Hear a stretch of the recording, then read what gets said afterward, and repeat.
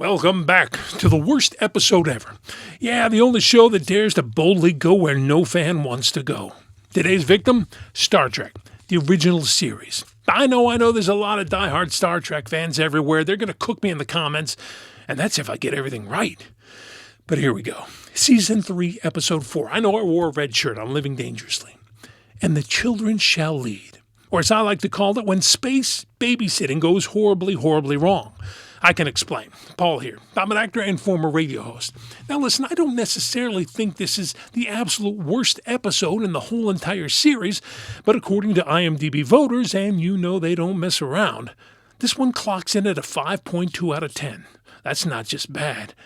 That's red shirt in the first 5 minutes bad.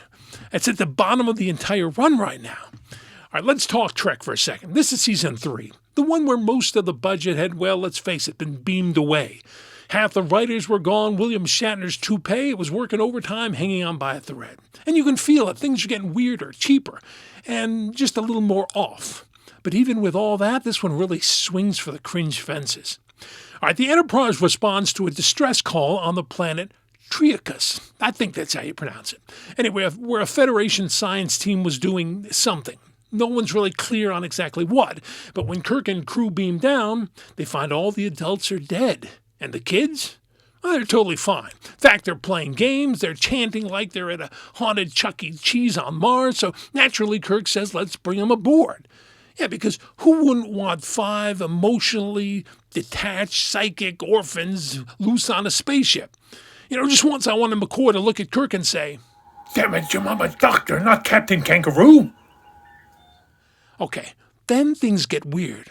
The kids summon this floaty, translucent green guy named Gorgon, and he's played by Melvin Belly, who's a real-life celebrity lawyer who defended Jack Ruby and later pitched soap operas, and they should have gotten a real actor, if nothing else. He had a glowing forehead, and his son Caesar was one of the kids in the episode, too. It was weird.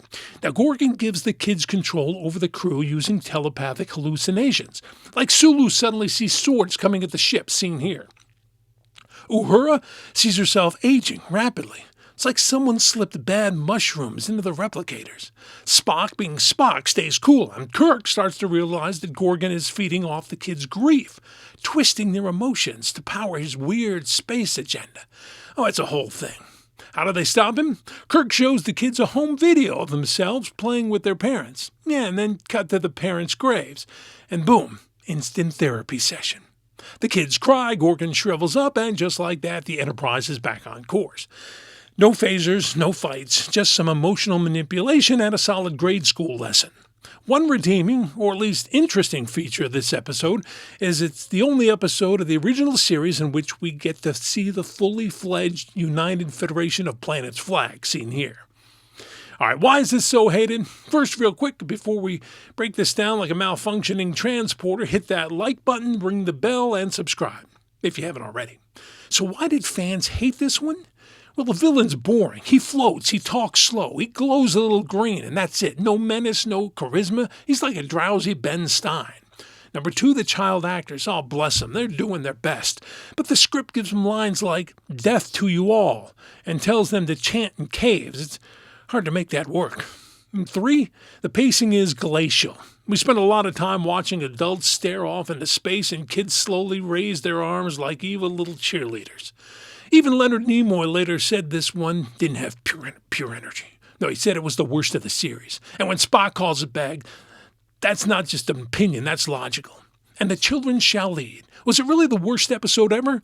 Yeah, motionless kids, the dollar store villain, the wildly uneven tone, and it's not an episode I ever want to cling on. All right.